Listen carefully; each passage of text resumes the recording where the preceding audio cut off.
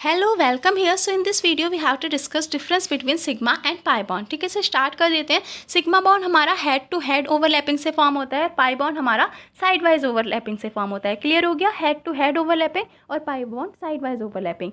Another point, यहाँ पे orbitals की ओवरलैपिंग कैसी होती है? Along the internuclear axis. और यहाँ पे कैसी होती है ओवरलैपिंग ऑर्बिटल्स की? Perpendicular to the internuclear axis. For example देखो कैसे आप समझोगे कि सिग्मा बॉन्ड कहाँ पर है और पाई बॉन्ड कहाँ पर है। तो एक ये पी ऑर्बिटल है और ये जो दूसरी पी ऑर्बिटल है, अगर इस तरीके से बॉन्ड फॉर्म हो रहा है तो ये हमारा कौन सा है? Sigma bond. और साइड वाइज ओवरलैपिंग में यहाँ पे क्या होता है? Pi bond. ये एक पी ऑर्बिटल हो गई और ये दूसरी पी ऑर्बिटल हो गई, तो ये वाला बॉन्ड कैसा है? हमारा पाई बॉन्ड है। ठीक है, साइड वाइज ओवरलैपिंग हो रही है यहाँ पे, तो ये पाई बॉन्ड है। और इससे पहले वाला हमारा क्या था? सिग्मा बॉन्ड है।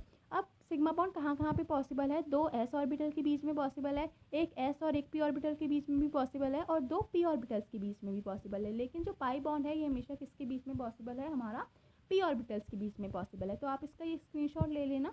इन पॉइंट्स में लिखा क्या है मैं यहाँ पे आपको वो एक्सप्लेन कर रही हूँ। ठीक है, इसके अलावा ये जो हमारा सिग्मा बॉन्ड है, यहाँ पे एक्सटेंट ऑफ ओवरलैपिंग स्ट्रांग होती है। तो जो हमारे सिग्मा बॉन्ड होते हैं ये कैसे होते हैं? स्ट्रॉन्गर बॉन्ड होते हैं। लेकिन पाई बॉन्ड में क्या होता है? साइड वाइज ओवरलैपिंग होती है, जिसकी वजह से बॉन्डिंग उतनी स्ट्रांग नहीं हो पाती। इस वजह से जो हमारे पाई बॉन्ड है ये कैसे होते हैं? वीकर बॉन्ड होते हैं। तो ये वाला पॉइंट भी क्लियर हो गया। अनदर पॉइंट देखो, इस पॉइंट में क्या लिखा हुआ है? क्या कहते हैं? अगर हमारी दो पी ऑर्बिटल्स के बीच में सिग्मा उनकी फॉर्मेशन हो रही है, जैसे मैंने अभी आपको ये बताया कि एक ये पी ऑर्बिटल है और ये दूसरी पी ऑर्बिटल है, इनके बीच में ये जो सिग्मा बॉन्ड की फॉर्मेशन हो रही है, तो दोनों पी ऑर्बिटल का बस एक लोब इन्वॉल्व होता है सिग्मा बॉन्ड के टाइम पे। लेकिन अगर हम बात करें पाई ऑर्बिटल्स की, तो वहाँ पे क्या हो रहा था? पाई बॉन्डिंग में ये वाली पी ऑर्बिटल्स और ये वाली पी ऑर्बिटल्स, तो यहाँ पे पाई बॉन्ड के टाइम पे, एक सेकेंड इसे इस तरीके से ड्रॉ करते हैं, मैं इसे ड्रॉ कर रही हूँ।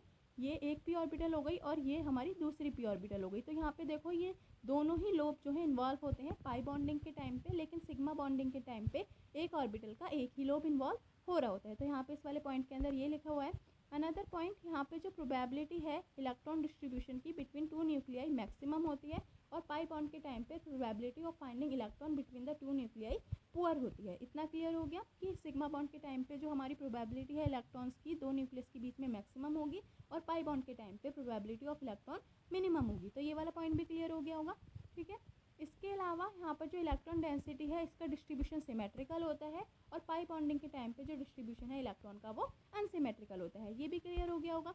अनदर पॉइंट, यहाँ पे सिग्मा बॉन्ड के टाइम पे दो एटम्स के बीच में फ्री रोटेशन पॉसिबल हो पाता है, लेकिन अगर दो एटम्स के बीच में पाई बॉन्ड बन जाए तो वहाँ पर फ्री रोटेशन पॉसिबल नहीं हो पाता उन एटम्स का। इतना क्लियर हो गया। इस पॉइंट को मैं और अच्छे से एक्सप्लेन करूँ तो आप ऐसे समझ सकते हो। फॉर एग्जाम्पल ये वाला हमारा पी एक एटम है और ये इसकी पी ऑर्बिटल है। ठीक है, और ये इसकी पी ऑर्बिटल है, तो यहाँ पर हमारा फ्री रोटेशन पॉसिबल है।